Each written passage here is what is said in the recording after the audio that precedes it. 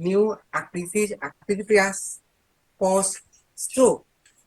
Saat ini saya sedang ada di kebun hidroponik. Saya ini ada kedatangan tamu dari Ciputat, Bang Safei.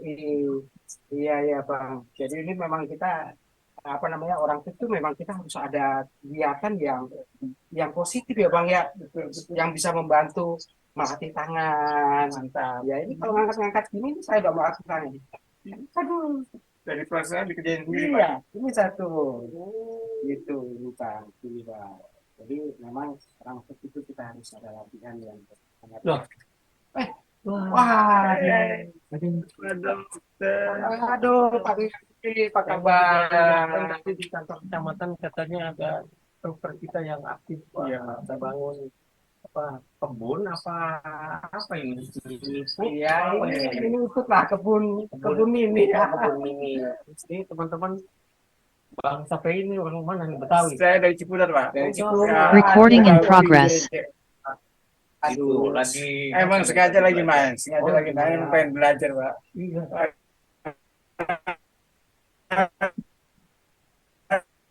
Dulu pernah menikmati, Pak.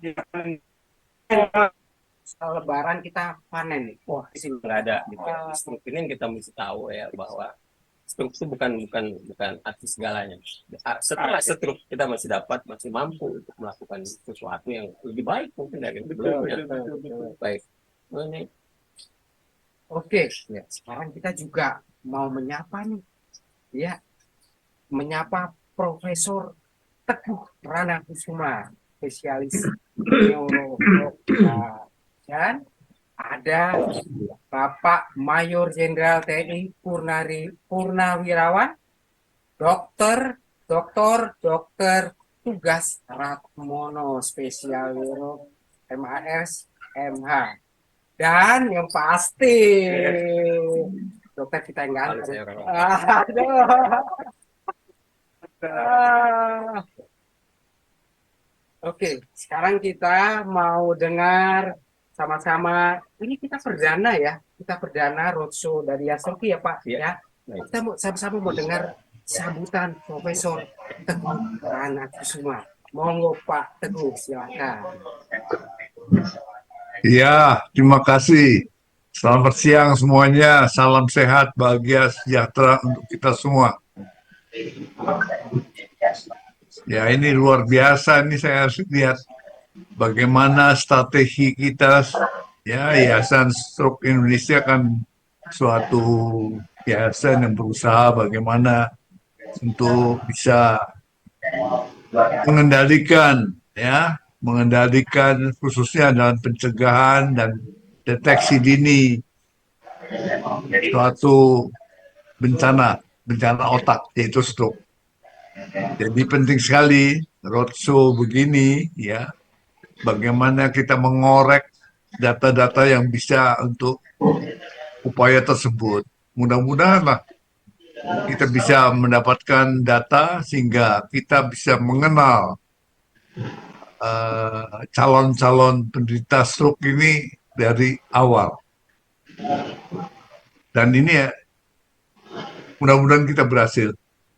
Karena yang tahu tentang stroke adalah stroker sendiri. Nah, itu yang harus kita korek, bagaimana masalahnya yang muncul, dan kita susun strateginya nanti bagaimana kita melakukan pencegahan dan deteksi secara dini. Sehingga kita dapat menangani dari awal penyakit. Selamat, mudah-mudahan Yasuki menemukan strategi yang tepat guna untuk bangsa dan negara kita. Selamat berdiskusi. Terima kasih. Wassalamualaikum warahmatullahi wabarakatuh. Waalaikumsalam warahmatullahi wabarakatuh.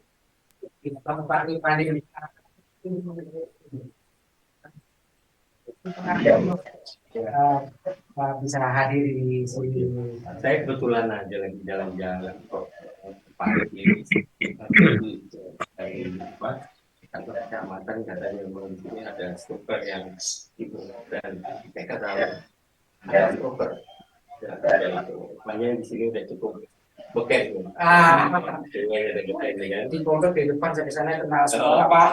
kalau Pak Saksi dari Saya dari Ciputat, Pak Dokter. pakai apa dan Saya kebetulan pakai motor roda 3. bawa sendiri? Bawa sendiri. Wah, luar biasa. Ya. Sampai ke Bandung udah. Wah, ya. Ini kita lihat ya bahwa struktur bukan segala-galanya. Artinya setelah kita kena struktur, bukan artinya kita tidak bisa melakukan sesuatu, tapi kita harus melakukan sesuatu dan tetap kita melakukan sesuatu, dan mungkin ya lebih baik daripada kita sebelum struktur itu mungkin gitu. Nah, mungkin kita hari ini saya ya kebetulan ya ada di daerah ini, dan nah ini kita lihat dengan mata kepala sendiri bagaimana orang-orang struktur ini Udah. melakukan rumah sakit Ikan kembung goreng. meningkatkan kualitas hidup. Nah ini yang sebetulnya menjadi tujuan utama dari pelayanan kesehatan. Jadi Ya Bu Yun, kanan udah makan. seperti ini sekitar 15-16%, dan setelah stroke itu ini menjadi beban pemerintah, tapi pemerintah kan nggak tahu yang kita lihat yang pakai lakukan seperti ini. Ya, dia tahu yang ada di semua foto-foto di sosial media segala macam karena aku pengen perjalanan mengangkat aku, ini. aku aktifnya sebenarnya buat aktivisasi. Jadi mitra pemerintah itu artinya bukan kita artinya mengikuti program-program pemerintah, tapi kita memberikan informasi kepada pemerintah apa yang pemerintah nggak tahu. Nah, jadi kewajiban kita via Shopee ini memberikan informasi-informasi positif yang dapat mendukung bagaimana kita mencegah stroke ini tepat. Nah, waktu Bapak kena stroke umur berapa ya? Waktu kena itu usia saya 55. Oh, 55 kurang seminggu. Jadi seminggu sebelum saya ulang tahun. Wah, 17 Oktober tahun 2025. 55 usia masih cukup produktif. Iya, betul. Waktu itu sebagai apa? Saya Masih tugas. saya masih bekerja di suatu perusahaan apa namanya produksi ban. Oke. Dan saya HR, dan saya waktu kena itu sebenarnya saya lagi olahraga. Lagi olahraga. Oh, Suka olahraga. olahraga tiap hari. Bukan olahraga, saya goes masih. Gue dulu Goes stroke nih ya. naik gunung udah Masih oh gitu. Nah, nge-gym juga. Nge-gym juga. Terus Nah, makanan makanan ini Oh. Pak, saya agak kemproh nih. Aduh, apa aja nggak ada yang di olahraga bagus, tapi makanan makanan apa. Nah, terus kemudian saya itu memang ada hipertensi. Karena Ada hipertensi. saya cek itu paling ada 160-150 per dari usia muda memang sudah ada Betul. hipertensi dan berobat rutin. Nah, itu dia. Itu dia. Berobat Saya rutin, abai. makanan. Saya abai dan saya nggak minum obat. Oke. Ya. Kenapa nggak minum obat?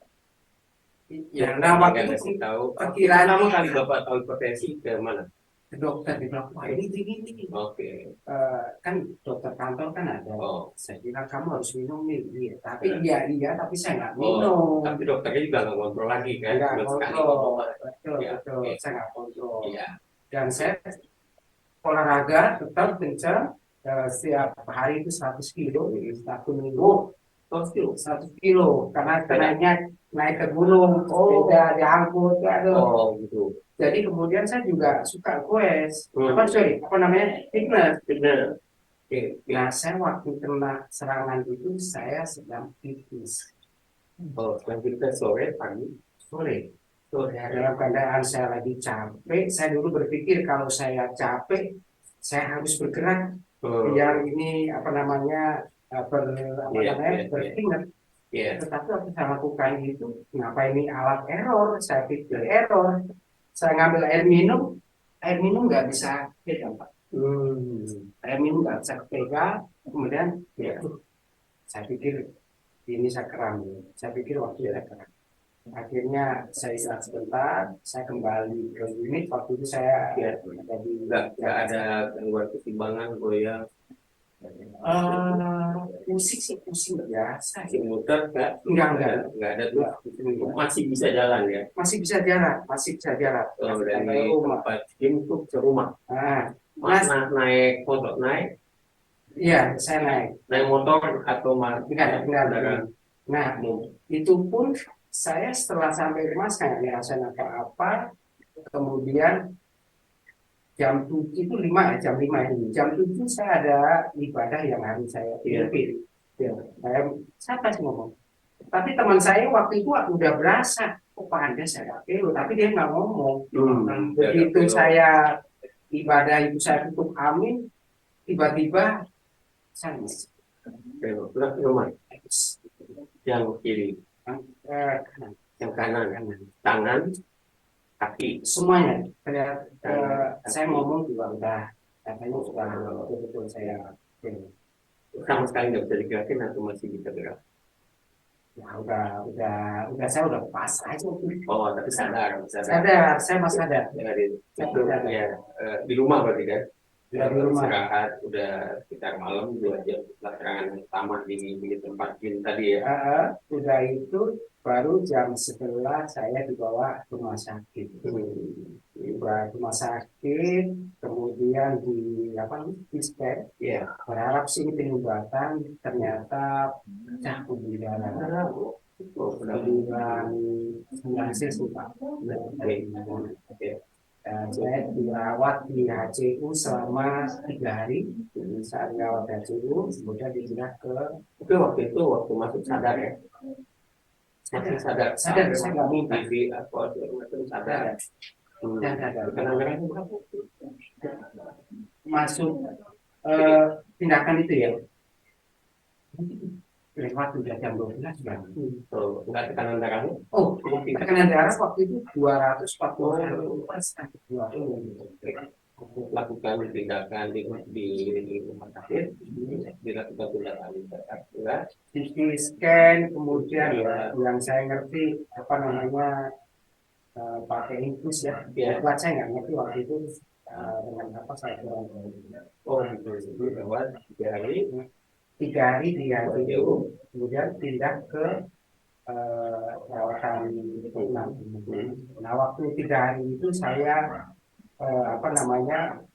sudah belajar ngomong. Oh, udah. Kata orang saya ngomong nggak jelas karena saya senang ngomong, Iya. tapi 3 hari di ruang perawatan saya bisa dengar ini.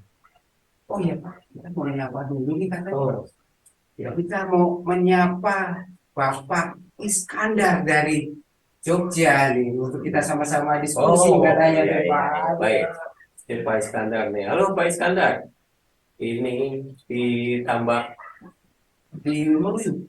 oh, Pak Iskandar kan Jogja kan? Oh Jogja. Tambah ke Jogja.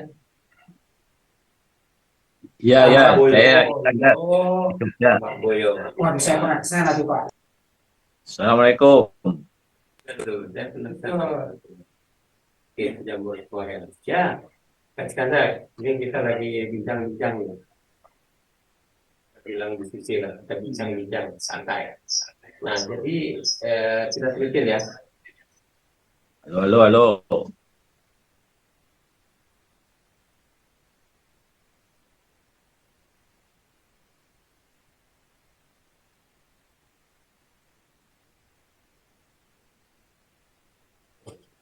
Pak Iskandar, silakan Pak Iskandar. Oh, kita lanjutin Halo. lagi terus. Ya, halo. Oh iya Pak Iskandar, silakan. Bisa suaranya. Halo. Ya, kedengaran. Pak Iskandar, lanjut. Waduh, Prof. Teguh. Assalamualaikum warahmatullahi wabarakatuh. Teman-teman kami semuanya yang berbahagia, yang dirahmati Allah. Sudah berapa minggu, berapa pekan kita nggak ketemu ya. Alhamdulillah ini bisa ketemu lagi dengan konsep yang baru. Mudah-mudahan ada manfaatnya lebih daripada yang sudah-sudah. Tentu itu yang kita harapkan. Tadi sudah dimulai dengan bincang-bincang di kebun. Kebun apa tadi itu? Menarik juga ini. Monggo silakan mau dilanjut apa ini? Silakan. Nah, Jadi rawat 3 hari, PSBI, terus dia itu PHCU, hari, masuk ruang 3 hari, pulang. pulang waktu itu Kecil suaranya ya. atau Suaranya kecil. Untuk berdiri enggak? Iya. Belum berani. Oh, masih belum bisa. Belum. Jadi di ya, Fungsi roda. kursi roda. Dan saya betul-betul dibantu oleh perawat ya. Iya. Nah, perawat yang kita Iya. bayar itu Iya. selama waktu itu masa Iya. 3 bulan. Nah, jadi kita stop dulu sampai sini. Oke. Kalau Pak Sapri gimana pengalamannya waktu Bang KPI itu? Saya kena 4 Februari 2011. 13 tahun. Ya. Terus, Waktu itu kita lagi ada acara belum jam-jam kita dapat tentang angkatan. Nah, biasa kita kumpul ini istirahat tim, Pak. iya, Waktu itu yang saya ingat, saya jam 4 sore makan gado-gado sama daging-daging, iya, kejadian jam 9. iya. Pertama kita goyang, Pak. Oh ya, Goyang. Kita nggak rasanya, duduk enak lagi. iya, iya. Terus jalan lagi goyang. Oh, Nah, duduk enak lagi. iya, iya. Nah, terakhir yang ketiga, yang saya lagi dulu nih Pak, lagi dulu kan ya kita ngasih transport lah buat teman-teman. Ya lagi kasih kirim transport. Yang saya ingat orang 3 lagi yang saya belum ngasih. Kalau orang belum ngasih, Iya. satu bisa jadi. Iya, iya. Iya begitu. Langsung. Langsung. Waktu itu lagi ngapain? Lagi duduk. Lagi duduk. Iya lagi duduk. Di rumah pagi. Di tempat acara. Oh, di tempat acara lagi aktif. Lagi acara. Dua-duanya lagi aktif. Iya lagi acara. Usia lagi berapa itu? 47 waktu. Ah. Iya. Kan 13 tahun nanti. Iya. Iya. Saya tambah tuh. Iya. Memang dulunya saya padahal nggak pernah ngontrol. Kan, Jadi ada hebat aja. Sampai dapat. Ya. Kena sakit dari yang nggak pernah sekarang dari saat nih ya. Saat kuat sekali. buat yang lain nih ya. Udah juga yang sama lagi biasa saya main badminton. 2 tahun berhenti tuh. Iya, Nah itu iya, akibatnya mungkin itu. iya, iya. Salah satunya. Iya. Ini yang hebat kan dari Pak Hendra olahraga ya, dia naik gunung, dia sepedaan, dia gym juga, tapi kena stroke juga. Ya. Saya kembaliannya. Satu tadi, ada 2 kelemahannya tadi, dia nggak kontrol tekanan darah, tekanan darahnya udah dikasih tahu sama dokter, ada hipertensi. Kedua, makannya kan diatur. Kalau Bapak tadi nggak punya hipertensi, nggak punya diabetes, nggak punya apa. Oh, nggak kenal dokter, nggak kenal dokter. Ya, menurut sehat aja kan terus. Iya. Jadi pengalaman kita di lapangan tadi penting ya. Jadi olahraga rutin, kemudian kita lakukan aktivitas juga yang cukup cukup sesuai dengan kesehatan. Tapi toh kita masih kena stroke juga. Nah ini menjadi pelajaran penting kita di lapangan ya, bahwa memang kita harus tahu persis apa faktor-faktor risiko stroke itu. Faktor risiko stroke itu ada dari keluarga ya, faktor penyakit dari keluarga itu hipertensi salah satu, yang kedua diabetes, yang ketiga kalau saya lihat dari serangan Bapak 2 ini kelihatannya ada faktor-faktor dari jantungnya kelihatannya. Tapi waktu dicek jantung ada Aman. bagus ya. Nah karena biasanya kalau usia besar itu ya dari jantungnya atau darah yang terlalu vital. Oh ya, tambah pengakuan dosa. Belum. Iya. Kolesterol tinggi. Kolesterol Karena tinggi. makanan yang agak jorok tadi. Nah, Gorengan, apalagi tahu isi ya. Kalau saya model yang saya tahu keadaan itu pulang itu kasih obat dokter, obat darah tinggi, obat kolesterol, obat gula. Itu istilahnya setelah kita stroke itu baru tahu penyakit. Ya, jadi ya, tapi nggak ada yang perlu kita setelin. Nah, Pada kenyataannya sekarang kita masih bisa menikmati hidup. kita bisa lebih baik lagi ke depan. Nah, artinya bisa ya stroker semua kita tahu bahwa kembali lagi kita tekankan bahwa setelah kita kena serangan stroke bukanlah segala-galanya, artinya kita tidak mampu lagi untuk melakukan sesuatu. Nah, kalau kita lihat dari perjalanan di rumah sakit, penanganan di rumah sakit Jadi untuk stroke ini ya memang paling lama 1 minggu, jadi hanya menanggung 1 minggu. Sebenarnya 1 minggu itu tidak cukup untuk kita menangani secara tuntas. Tapi karena keterbatasan dari anggaran pemerintah, ya, artinya ya itu yang ada disediakan dari program BPJS ya, ini yang menjadi harapan kita ke depan juga perawatan stroke ini bisa juga menyentuh perawatan efektif pasca stroke. Nah, ini yang kita harapkan. Nah, jadi sekarang kita beralih ke setelah stroke. Nah, ini setelah stroke. Jadi setelah stroke kita baru insya Allah ada kesalahan-kesalahan kita selama ini kan. Nah, Ya, bisa-bisa kita masa lalu. ya saya ingat 20-30 tahun yang lalu saya masih sekolah, Prof Teguh itu memaksa kita, saya termasuk yang harus dipaksa Prof Teguh untuk bicara tentang prone person. Prone itu orang-orang stroke yang memang mempunyai faktor risiko dari keluarga. Nah, jadi konsep penanggulangan stroke sebenarnya memang kalau kita lihat tren sekarang adalah kembali ke keluarga dari pembukaan kita. Nah, ini kita lihat sekali hari ini merupakan menurut saya ini surprise kita bahwa Pak Andreas sebetulnya sudah merubah pola perilakunya dengan makanan-makanan sehat. Ya, secara tidak sengaja Pak Andreas menanam apa nih tadi namanya? Tadi pakcoy hidroponik tanpa pestisida. Nah, ini kan membawa nuansa baru dalam konsep keluarga yang tadinya makanan polanya makanan tidak sehat. Nah, sekarang diarahkan ke makanan sehat, salah satunya adalah sayur-sayuran. Nah, hari ini kita topik sebentar ke Pak Joy. Kenapa Pak dipilih Pak Joy, Pak? Kalau pakcoy itu memang yang paling mudah ya, paling mudah untuk kita bertanam hidroponik. Ada pakcoy, ada kesim, sawi, Potensi. kebetulan saya nggak tahu ada sawi sen, ada sawi posakan, ada sawi sinta. Sawi sinta tuh yang daunnya besar, kalau posakan tuh yang kalau kita makan mini, nah itu. Nah itu, atau kalau nggak paling mudah juga kita nanam apa Pak? Yang buat apa itu apa tuh? Apa ya? Daun selada. Selama itu kita Selada, tapi agak sulit memang untuk selada penyemaiannya. Saya juga bertanam cabai, cabai secara hidroponik. ya, jadi kita lihat bahwa ini juga memperbaiki pola kehidupan, pola makan ya di dalam keluarga. Dengan kita menanam itu otomatis ya kita menikmati hasil kita sendiri. Nah, juga iya, jadi lebih baik pola makan. Terus dari segi ekonomis, Pakso ini memang punya harga yang baik di pasar. lumayan.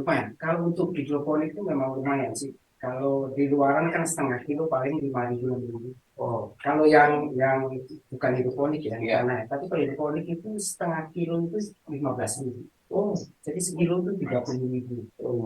Nah, kebetulan saya nanam ini di komplek, begitu udah mau panen, sebelum panen udah banyak yang pesen. Setelah saya panen udah habis. Ketepannya udah. Udah. Berapa kalau kita beli bibit, kalau kita hitung beli bibit penanaman segala macam itu kira-kira ya persentasenya aja Pak, kira-kira keuntungannya berapa gitu? Wah, lumayan tuh bisa 60%. 60%? Betul, 60%. Tapi memang di hidroponik ini kita butuh orang yang ulet ya. Ulet. Karena kita harus kontrol terus. Oh. Ada hama atau apa itu kita harus tengok. Iya. Terus penambahan nutrisinya, Iya. kepekatannya, pakai alat. Ada alatnya semuanya ada. Ya, jadi kita lihat ya bahwa dengan menanam ini artinya aktivitas fisiknya tetap terjaga Sambil berlatih sangat, kemudian fungsional. tadi kognitifnya juga masih ngitung-ngitung kan, Betul. masih bisa ngitung-ngitung kan. Jadi itu apalagi kalau ngitungnya itu untung ya. Lebih nyaman aja jadi itu kan. Nah, kebetulan juga pasca stroke ini saya juga punya channel loh, channel YouTube. Jadi ingin berbagi semangat ya mental bagi para stroker agar mereka bangkit. Oh iya, nanti saya kasih usulan. Kenapa? kunjungan kita ke lapangan ini bukan kayak kunjungan Pak Menteri, kunjungan lain. Kunjungan kita ini memang mau memberdayakan. Jadi ini perlu kita angkat, perlu kita kembangkan tadi, karena ini terkait erat dengan bagaimana kita memperbaiki pola tadi, pola makan ya. Pola makan. Satu, yang kedua ada aktivitas rutin secara fisik maupun kognitif yang masih terpelihara dengan ini. Kemudian juga secara ekonomi, ya jadi ekonomi. Nah, jadi kita membuka peluang usaha di dalam kegiatan-kegiatan ini secara bersama. Karena susah kita mengembangkan pola usaha bersama di Indonesia, walaupun satu-satunya mungkin negara yang lagi merdeka yang mencanangkan koperasi gitu. Nah, sebetulnya ini bisa dikemas ya menjadi satu unit yang memang pemberdayaan struktur untuk bisa menjadi model bisnis tanaman-tanaman yang memang mempunyai nilai ekonomis yang tinggi. Nah, kalau ini kita misalnya sebut, ini kan mini ya. Selama ini Bapak ngajarin juga ini apa orang latihan apa? Ada. Saya ngajar, ini kebetulan teman-teman program juga ada beberapa yang Mas Oh. Koper nggak ada Tapi kemarin begitu saya stroke berhenti semuanya. Oh, Nah ini teman-teman stroke juga ada yang sudah mulai ya. ikut belajar. Ya, ikut belajar nanti mungkin dikemas lebih bagus, Iya. kemudian dibikin label kali ya, dibikin label, kemudian ada yang ngumpulin, ada yang apa kayak food station ya, ya Iya. gitu. Nah ini kan jadi besar gitu. Memang paling baik kita mulai dengan kecil. Betul. Nah, kan ada penggeraknya. Nah, ini satu hal yang positif bahwa setelah stroke bukan artinya segala-galanya tidak bisa kita lakukan, tapi kita masih mampu melakukan sesuatu yang lebih baik. Nah, jadi kalau kita itu berapa lama Pak lama penanamannya itu? Ini cuma 28 hari. 28 hari. Nah, Perlu lahan berapa besar Pak untuk panen untuk paling penting di halaman rumah ada sekitar 4 meter kali 2 meter juga. oh Bebas matahari. kalau gitu di atas rumah saya lebih bagus Bagus. kalau modalnya kira-kira Modalnya memang yang lebih mahal memang awalnya adalah mejanya ya. Meja, Pakai apa namanya aluminium. oke boleh. Terus kemudian pakai baja ringan. Sama saya mungkin banyak ambil Baja ringan. Wah itu dia. saya orang bengkel Terus ada paralon. Apa namanya pompa. Banyak. oh gitu Selain ini juga ini bayam. Bayam itu kesukaan. bayam yang merah atau bayam yang hijau. yang hijau ya Kalau bayam itu bahkan bisa 2 kali 3 kali panen. Kita potong, kita masak, kita tunggu seminggu lagi dia udah bisa panen. Oke. atau dibikin mini shop kali ya di sini mini shop tukar untuk pasarin di daerah selingkungan sini itu udah lumayan ya Iya. hebat tuh Oh iya. hebat tuh Sekarang ada kita kasih waktu nih ya buat para peserta untuk bertanya kamisan untuk bertanya. ya ada 3 nih Pak Andreas Pak Safi Pak Sefi. saya mah lagi main Pak. Belajar ini boleh difoto nih. Pak Andreas datang dengan kondisi kayak begini pakai motor. Oh Pak Sefi, coba lihat Pak Sefi. SMP itu baru lihat motornya. Bisa disut lihat. Luar biasa dengan kondisi tangannya yang sebetulnya satu gitu tangan satu gitu. Itu luar biasa gitu kan. Iya, itu Nah, mana udah sampai ke Bandung dia. Silaturahmi gitu kan ada segala yang sebetulnya kita kembangkan juga silaturahmi ke satu tempat sambil jalan-jalan belajar gitu kan jadi nggak suntuk kepala gitu. Ya, betul. Betul ya. Ada yang mau tanya Silakan Bapak Ibu. ini hari ini bintang kita Pak Andreas.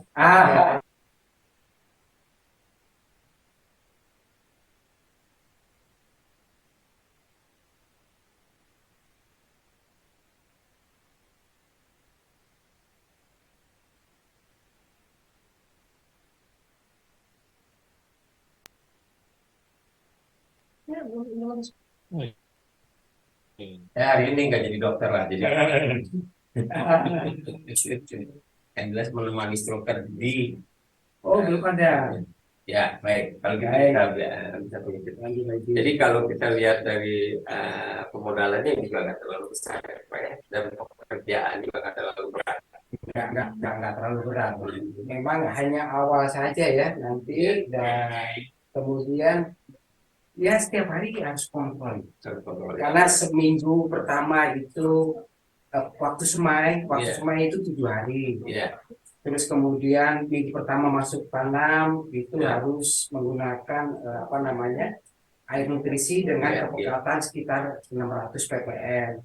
Minggu kedua naikin lagi 800 ppm. Minggu ketiga 900 sampai 1000 ppm sampai dengan nanti iya, iya. panen. Kalau saya masuk, kalau misalnya ada seperti yang memang benar untuk ini, ya dibikinin itunya grupnya, kan nanti untuk ininya bisa lewat lewat WA, lewat apa dikontrol gitu, diingetin gitu tiap hari gitu. Jadi kalau ada anggota nanti yang mau, dia jadi grup. Oh iya. Nah, grup Pokcoy misalnya kan, atau grup apalah kita sebut namanya kan, di dalam masa penanaman itu dibimbing. Kita manfaatkan apa teknologi yang ada itu. Pagi-pagi bangun semua, yuk kita ke kebun bareng. Nah, semua di Betul. Nah, jadi kebersamaannya itu kelihatan. Walaupun kita di tempat yang berbeda, manfaatkan teknologi.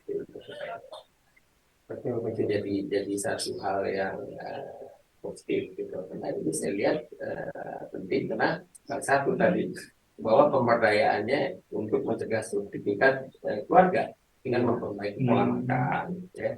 Jadi sekedar kita bicara-bicara aja harus makanan sehat apa segala macam tidak tersedia, apa gunanya? Ya kan? Nah, kalau ini kan kita memang sudah sediakan makanan yang bahan-bahannya kita siapkan. Ya mungkin nanti ada yang beternak ikan, ada yang beternak kambing. Ya ini kan jadi satu model pemberdayaan ekonomi. Ya selain tadi pemberdayaan aktivitas di dalam mengisi aktivitas fisik kita sehari-hari. Ini menjadi hal yang sangat positif ke depan, dan inilah sebetulnya model yang memang mau kita kembangkan supaya apa yang kita kerjakan ini memang memberi manfaat yang lebih banyak, bukan saja dari sisi medis, karena pada dasarnya sehat otak ini merupakan inti utama dalam kita kehidupan sehari-hari. Sehat otak, ya. Sehat otak itu artinya otaklah yang mengatur semua aktivitas kehidupan kita. Nggak ada satu bagian tubuh kita yang tidak dikontrol oleh otak. Ya. Rasain aja dari ujung kepala sampai ujung kaki. Kalau masih terasa, berarti otak masih benar. Tapi kalau udah ada yang nggak terasa, nah artinya pemberdayaan masyarakat pasca stroke atau keluarga terkait dengan bagaimana mencegah stroke di dalam keluarga ini penting. Waduh, Pak Dok ada yang mau tanya. Waduh, silakan. Halo, salam dari Bali. Pasal PI lagi live.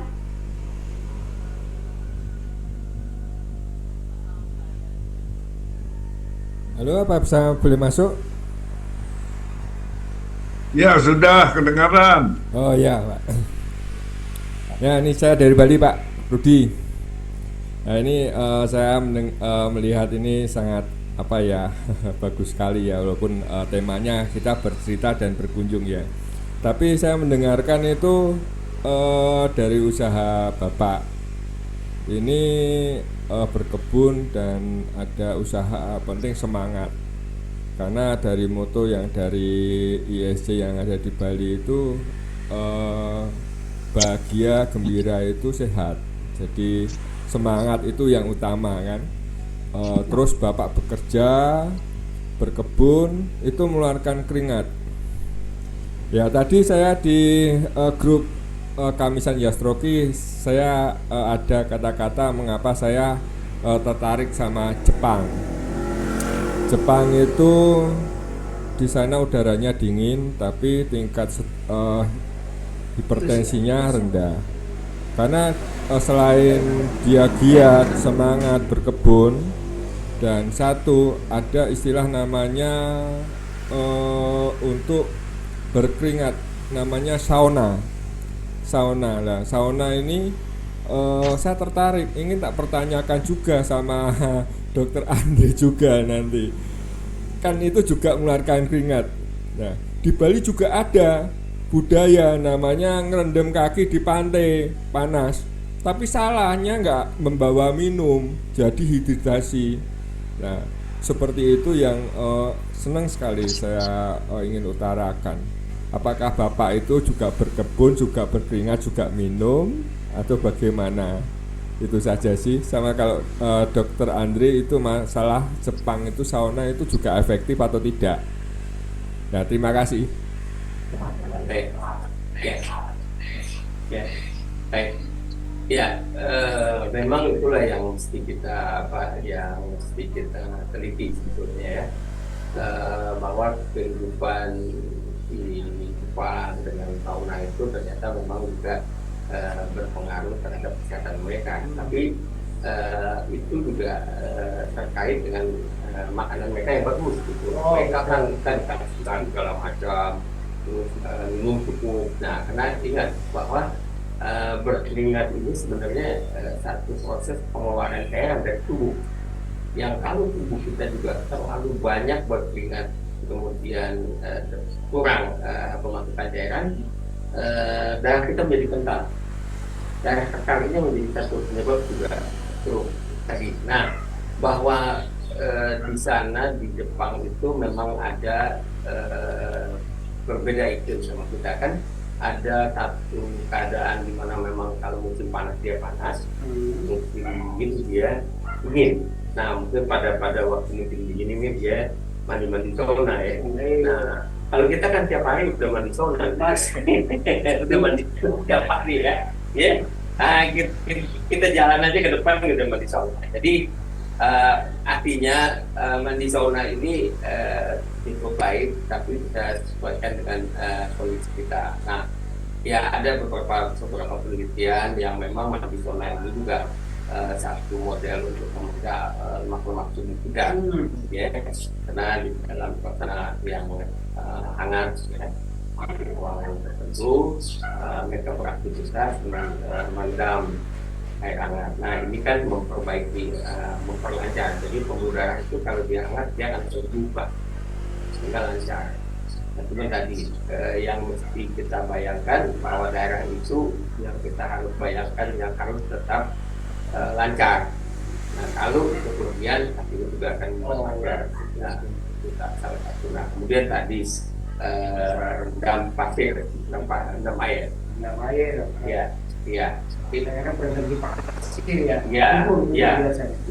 Ya, kita tahu pasir di pantai itu juga pada kondisi tertentu ya, makanannya hangat ya, dan itu memperbaiki sirkulasi. Pijit juga, asal pijitnya yang memang gentle itu pijit yang tidak menekan, yang menyebabkan merusak struktur tertentu, karena masalah kita pada dasarnya pijitan itu kan memperlancar sirkulasi darah ke arah tertentu. Jadi artinya aktivitas yang tidak terlalu berpengaruh terhadap tubuh itu baik-baik untuk kita bisa lakukan. Nah, ini yang mestinya bisa kita jembatani untuk para stroker yang memang sudah mengalami stroke ini. Saya rasa pengalaman bapak-bapak stroker ini lebih berpengalaman dari kita dalam mengendalikan tubuhnya sendiri. Betul. Karena dia sudah bisa merasa kok enak nih badan gitu kan. Nah, kayak tadi Pak Hendras lagi hebat-hebatnya kan, dia lagi capek dia nge-gym. Nah, itu ya rasanya juga nggak mungkin kondisi itu bapak kurang minum juga ya. Jadi darah kalah satu pecah waktu itu darahnya capek. Nah, itu mungkin hal-hal yang bisa kita ambil dari Pak. Nah, saya mau kembali lagi tadi ke topik menanam ini. Apa sebetulnya nanti jangka panjangnya baru Bapak harapkan dari kegiatan-kegiatan Ya, baik, ngobrol. hanya sekedar waktu atau ini ada misalnya ini kan lumayan nambah dari penghasilan ekonomi kita atau ini kita bisa mengembangkan dengan teman-teman bisa besar lagi memang kita jadi pengelolaan helikopter. Wah, Amin. amin. Tapi pasti memang saya ingin kan Cita-cita tetap harus ada ya cita-cita besar tuh harus ya berapapun umur kita ya kita nggak tahu kan tapi menjadi besar bermanfaat bagi masyarakat. Nah, itu dia. Nah, itu ya coba kira-kira apa. Nah, kalau cerita tadi sebetulnya ya selain bisa konsep diri, kita bisa jual ya, dihasilkan uang ada ya. Tapi juga sebetulnya saya juga ingin menularkan buat teman-teman soccer nih, Ya, ya mereka bisa beraktivitas sesuai kondisi tubuh, kemampuan, dan itu juga menghasilkan sesuatu tidak mereka juga dengan berkebun. Selain itu juga pikiran lebih fresh, lebih happy, lebih bahagia ya. Itu aja sih. Ya, belum sampai yang wah banget lah ya. Berdua nanti ada yang lebih wah lagi lah. Ya. yang mungkin para pemirsa super di rumah mungkin bisa kasih masukan ya supaya memang usaha-usaha seperti ini bisa kita kembangkan bersama, tapi seperti apa kira-kira masukannya untuk ya supaya akhirnya kita bisa mengemas ini lebih baik ke depan dan sesuai harapan ya akhirnya bisa minimal bermanfaat buat super semua. Mungkin ini dijadiin nanti acara khusus ya berkebun. Nah kalau kita berkebun Pak Joy hari ini kita baru mulai nanam, nah nanti dibuat grup ya yang juga akan ada aktivitas apa kegiatan.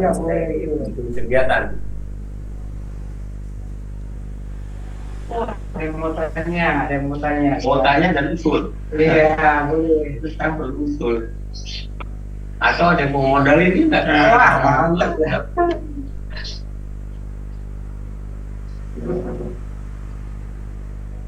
Untuk yang bertanya dipersilahkan. Ya, saya tanya lagi. Ya, silakan mau bertanya. Gini, saya sering temui di warga kami itu kan minum pengencer darah, terus minum obat hipertensi. Namanya pengencer darah kalau nggak minumnya juga diimbangi kan nggak bisa ya dok ya. Nah ini sering kali ya untuk masyarakat itu tidak mempertimbangkan itu. Jadi kalau dia bilang sama saya, mau dokter ini sudah ngasih pengencer darah, saya minum ya kuatnya setengah liter, 1 liter. Lah menurut dokter bagaimana dok mengenai hal ini?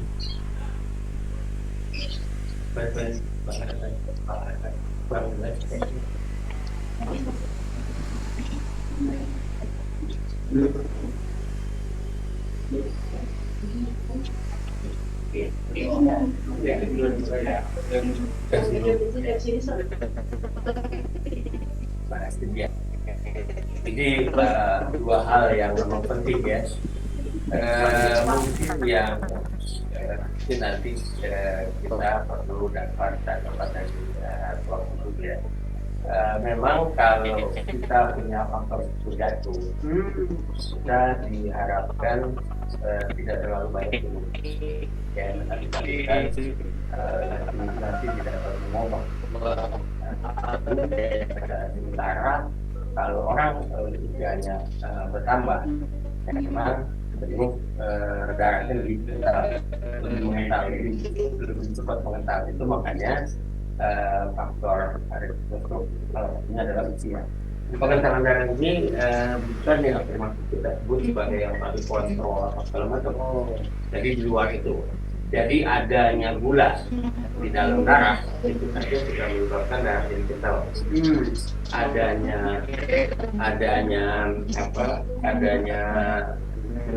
Ada gula ditambah lagi kolesterolnya tinggi, ya ini jadi tambah kental lagi.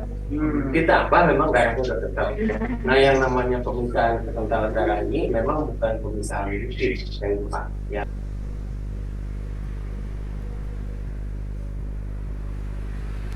Bisa kolesterol dan bisa diabetes. Nah, kekentalan darah ini termasuk pemisahan itu.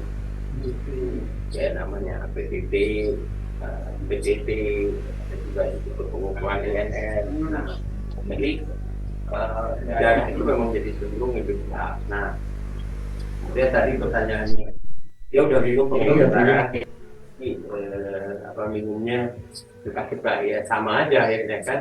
Kita harapkan darahnya lebih encer supaya jantung pompanya nggak lebih berat.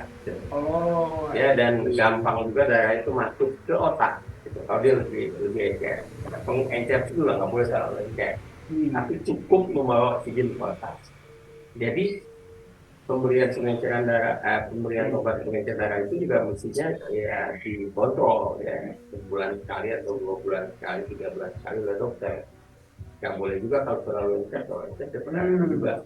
Nah, jadi tadi minum tetap harus ada, minimal kan kita 2 liter setengah tadi. Tapi tergantung juga kalau cuaca panas kita boleh lebih banyak. Dan kita lihat kalau kita cuaca panas kita banyak minum sih. Jadi istilahnya kalau di stroke ini minum cukup. Kalau jantung kurang minum gitu. Cukup ya, ini yang kita juga harus atur ya. Sebaiknya sih kalau kita memang udah di atas usia 50-an tuh udah bawa lah air terus kalau memang kita udah merasa haus kita minum aja. Tapi jangan minumnya kayak kita minum beli pacul, blok gitu ya, jangan bohong. Jadi kita minum seteguk 2 teguk, nah ini satu. Wah, ya. Ada lagi satu lagi pertanyaan. Bapak Ibu, silakan. Atas nama akun Pak Suaka, mungkin ada yang ingin ditanyakan? Dipersilahkan. Ya, silakan.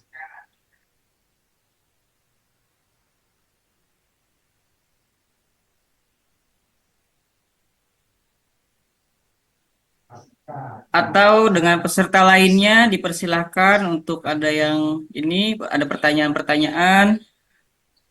Oke, Pak Suaka, oke, dipersilakan Pak.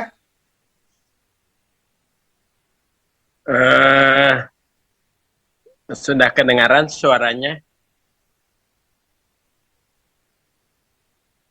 Ya, sudah terdengar Pak. Begini dok, saya ingin berbagi gitu ya, berbagi sekalian tanya. Nah kan stroke itu penyakit yang sangat spesifik, tidak bisa dibandingkan antara penyintas yang satu dengan yang lainnya. Nah kalau melihat, kebetulan saya kenal dengan Pak Andreas dan Pak SPI. Nah yang dirasakan fisik kasat mata kita bisa melihat kemajuannya, baik itu progres kita berlatih, datang ke fisioterapi, ada kemajuannya bisa dihitung bulanan atau 3 bulanan, 6 bulanan atau 1 tahun. Itu kita sendiri yang bisa membandingkan. Tapi berkaitan dengan mental gitu. Ya, mental stroker itu saya pahami, saya alami begitu sulit saya mengendalikan mental saya sehingga bisa dimengerti oleh lingkungan sekitar kita, caregiver. Begitu ada keinginan kita terpendam, yang keluar emosi, marah. Nah itu juga saya bingung, padahal gak ingin marah, tapi spontan tiba-tiba begitu melihat sesuatu yang tidak berkenan dengan hati, spontan reaksi saya langsung marah. Nah itu sekarang bergaul sama stroker ya syukur gitu udah bisa pelan-pelan mengendalikan emosi. Tapi saya pelajari itu refleks atau spontanitasnya mengendalikan emosi saya rasakan masih susah gitu. Mungkin bisa berbagi lah Pak Dokter atau teman-teman yang lain gitu. Itu pertanyaan saya. Terima kasih. Baik, Pak. Memang itu satu masalah yang agak berat ya. Apalagi kita kena stroke itu pada usia yang memang sudah masih usianya yang cukup produktif ya, dimana masih banyak keinginan yang belum tercapai, sementara kondisi fisik kita sudah tidak memungkinkan. Jadi kondisi mental kita masih mau semua melakukan. Ya, itu satu sisi. Itu khas untuk penderita stroke yang dengan usia yang yang masih muda lah ya. Nah, kalau yang lebih tua ini sebetulnya lebih reseh lagi gitu. Pasti. Ya, karena Masalah mental. maunya dilayanin kan terus kan. Ya, apalagi yang biasa udah biasa dilayanin gitu. Nah, ini memang jadi problem dalam kehidupan sehari-hari. Nah, inilah gunanya ya ada satu sisi memang yang harusnya juga di sini kita melibatkan psikolog, ya. Bagaimana kita berkomunikasi, ya, pada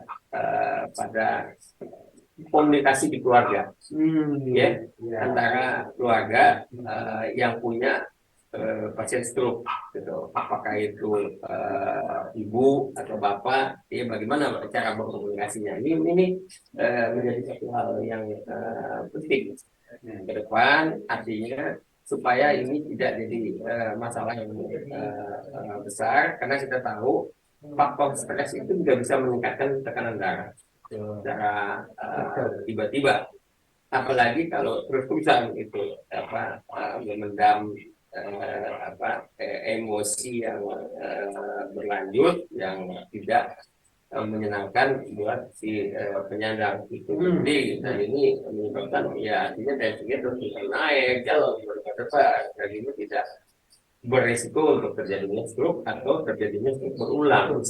Nah, ini menjadi faktor penting sekali bagaimana kita bisa mengundang nanti ada satu sesi kita bagaimana cara berkomunikasi antara penderita stroke dengan keluarga di rumah. Wah, itu saya kita sendiri itu. Nah, ini usulan-usulan segitu seperti ini penting kita kemas. Nah, ini kan kita mengemas untuk komunitas, bukan kita mengemas untuk konsumsi.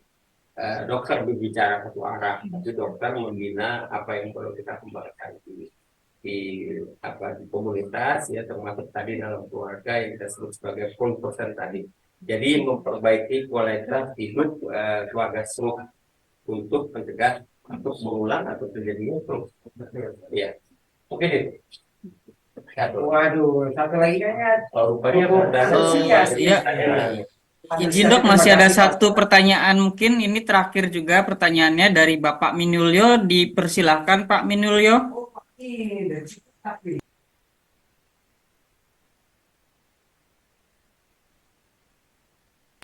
Mic-nya dibuka dulu Pak Minulyo. Siap. Selamat siang Pak Dokter. Nama saya Minulyo Pak Dokter. Mohon izin, saya sudah 10 tahun menjadi penderita stroke ini. Dan kondisi saya masih berkursi roda Pak Dokter kalau beraktivitas. Meskipun sesungguhnya saya sudah bisa berjalan menggunakan tongkat, tetapi saya belum berani berjalan sendiri. Saya masih membutuhkan istri untuk memandu saya, memegangi lengan kiri saya. Tongkat saya pegang dengan lengan tangan kanan. Pertanyaan saya begini Pak Dokter, karena banyak teman-teman mengatakan saya itu penakut. Bahkan istri saya sendiri pun mengatakan saya ini penakut, nggak berani berjalan sendiri. Lah, tetapi saya melihat beberapa teman ada yang nekat, tetapi kemudian akibatnya jatuh, kemudian sampai tulang pahanya patah, Pak Dokter. Jadi pertanyaan saya adalah langkah yang paling bijaksana bagaimana Pak Dokter? Mohon arahan dan mohon petunjuk. Matur nuwun Pak Dokter. Ya Pak.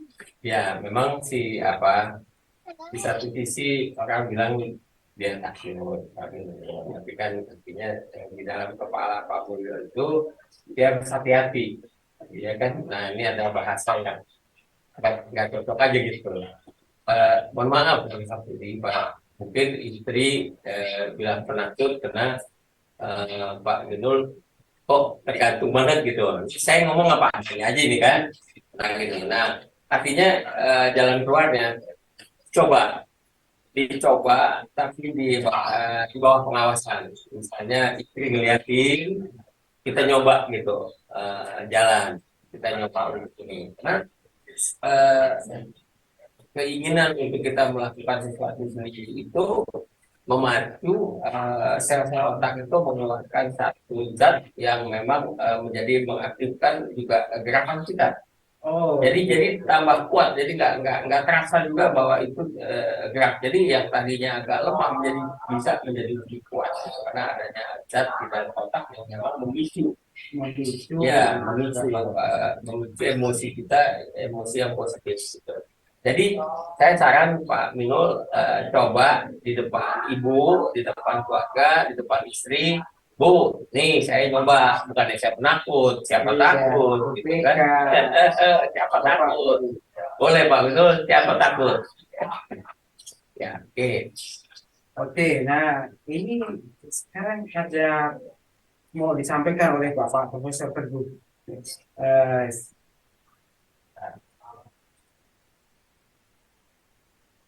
Wah, Ya, saya sih luar biasa diskusinya, keterbukaan struktur. Nah, ini harus dicatat nih ini.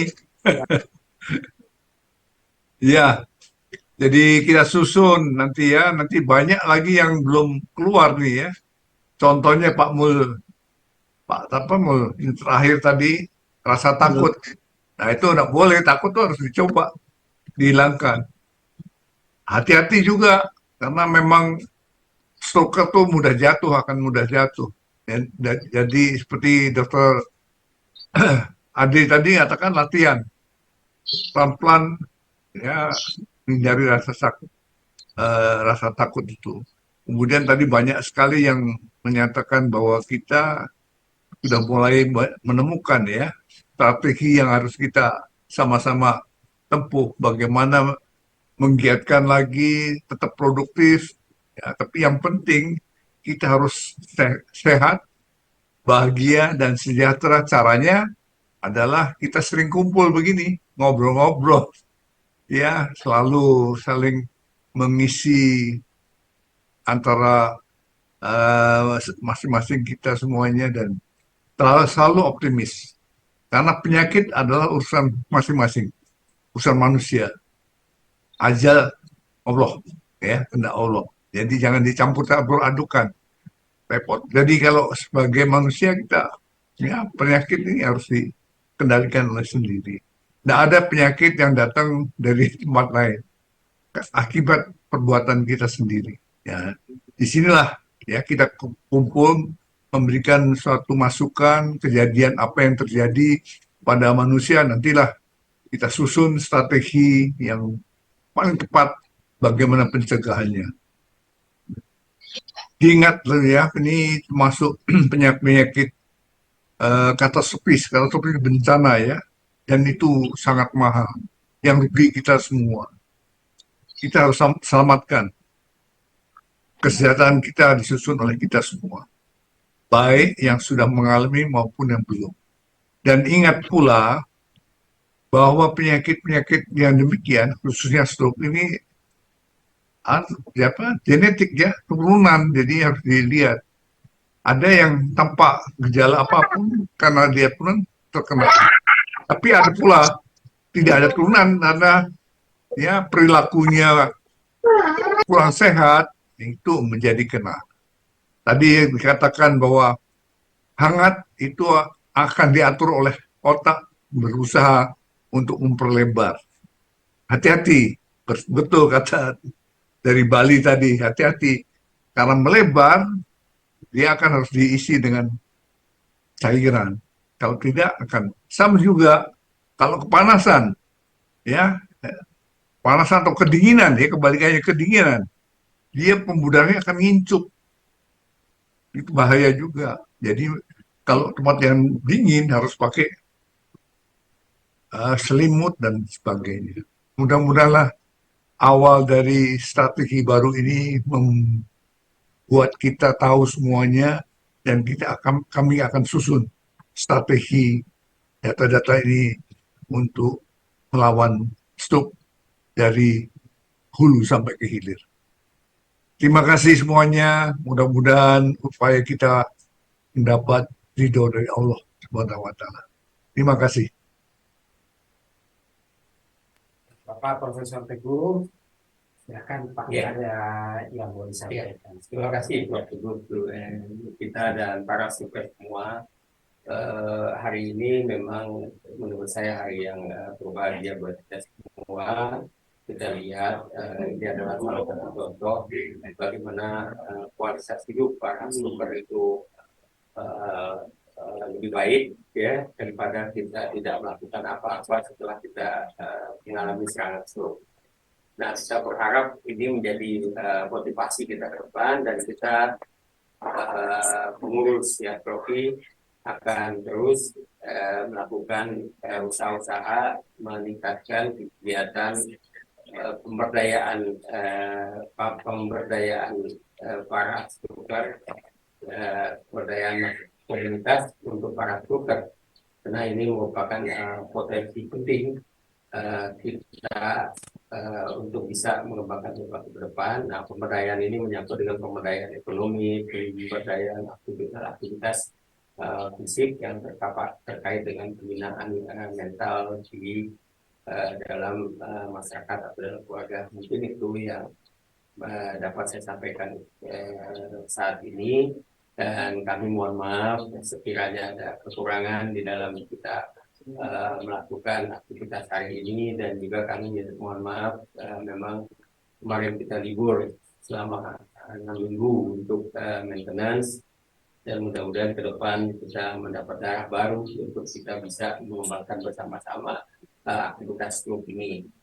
Ingat bahwa setiap wilayah nanti akan mendapat slot untuk bisa mengisi konten-konten yang tetap nanti dikoordinir oleh seperti pusat.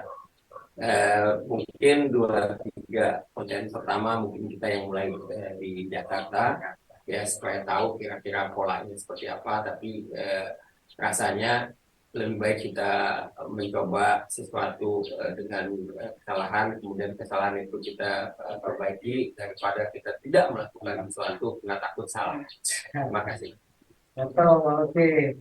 Ya, terima kasih Pak Dokter, Pak Sapi. Oke, teman-teman, Kamisan berikutnya akan diadakan hari Kamis tanggal 1 Agustus 2024, artinya 2 minggu ke depan. Di rumah, tentunya di rumah stroker. Yang pokoknya nanti dah itu rahasia ya.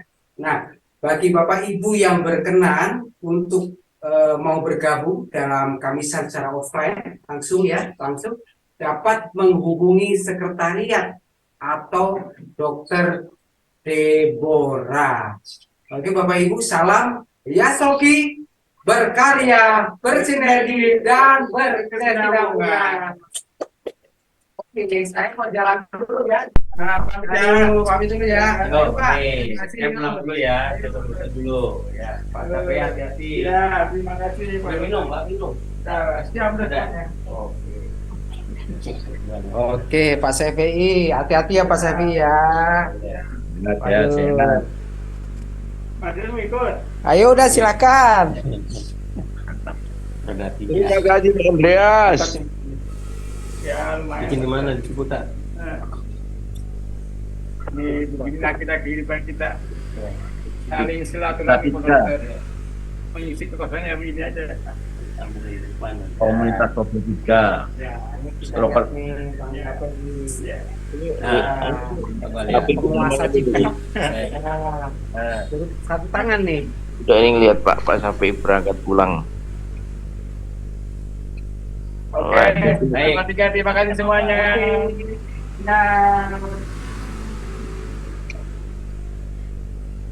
pagi. Saya juga mau sepedaan ini. Iya, Mau sepedaan dulu. pagi ya. Mantap Pak Syafi'i. Ini lumayan kalau cukup lama, memang agak kaku. Saya tiap hari sepedaan Betul. Oke, dalam ya stroke itu kita semangat. Ini HP ku apa belum? HP ku mana? Ini mesti mari ya. Iki zooming tadi. Aku tak nggak Tutup. Aku tutup. keluar. Oke. Halo, selamat siang. Dengan selesainya acara ini, kami ucapkan terima kasih banyak. Salam sehat untuk semuanya. Dan dalam hitungan 3, kami akan menutup acara ini ya. Terima kasih. 1, 2, 3.